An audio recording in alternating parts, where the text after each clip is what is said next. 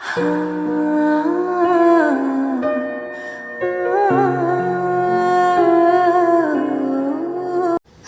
Guys, কেমন আছো তোমরা? আশা করি তোমরা অনেক ভালো আছো আর আমিও অনেক অনেক ভালো আছি। তো অনেকেই জানো, অনেকেই ক্যাপশনে দেখে বুঝেই গেছো যে আমি কোথায় যাচ্ছি। হ্যাঁ গাইস, আমি যাচ্ছি সিভিলের ডাক্তার দেখাতে। তো অনেকেই ভাবতেছো যে কী হয়েছে, কেন যাচ্ছ? তো দাঁড়াও বলছি। আমার হয়েছে পায়ে ব্যথা, মানে কিছুদিন আগে আমি পায়ে পড়ে গিয়ে আমার পা ব্যথা পেয়েছিলাম। তো সেই কারণেই আমি সিভিলে যাচ্ছিলাম। এর আগেও আমি একদিন গিয়েছিলাম সিভিলে দেখাতে। তো তখন রিপোর্ট করতে দিয়েছিল, তো রিপোর্টের মেশিনটা খারাপ ছিল, তো এর জন্য আমি আজকে আবার যাচ্ছি। এখন অনেকেই ভাববে যে সিভিলের ভিডিও কেন করিনি আমি। তো তোমরাই বলো আমি কি করে ভিডিও করি। কারণ কি, যখন আমি সিভিলে গিয়েছিলাম তো তখনও সেম গিয়ে দেখি সিভিলের মানে রিপোর্টের মেশিনটা খারাপ।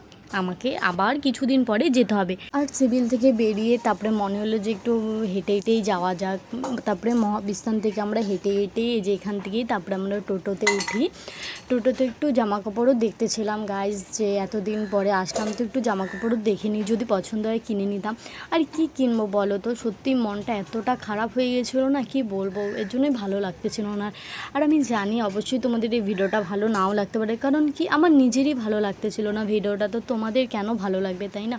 আমার জীবনে সত্যি এই ফার্স্ট টাইম এতটা খারাপ আমার ফিল হলো না, আমি বলো তোমাদেরকে বোঝাতে পারবো। তারপর টোটোর থেকে নেমে তারপরে কিছু খাবারও কিনে নিলাম, কারণ খিদাও অনেক পেয়ে গিয়েছিলো। ভাবলাম বাড়িতে গিয়ে কী খাবো, কিছু খাবারই কিনে নিই। এখন আমি খাবার টাবার নিয়ে বাড়িও চলে যাচ্ছি গাইস। আমি জানি আজকে মার কাছে খুব বকা খাবো, কারণ সেদিন পায়ের এক্সরে করতে দিয়েছিল, করতে পারিনি, মেশিন খারাপ ছিল, আজকেও সেম প্রবলেম। আর গাইস, ভিডিওটা না আমি এখানেই শেষ করতেছি। ভিডিওটা যদি ভালো লেগে থাকে লাইক করবেন, চ্যানেলটিকে ফলো করে দিও। আর তোমরা সবাই সুস্থ ভালো থেকো। Tata, love you all, by.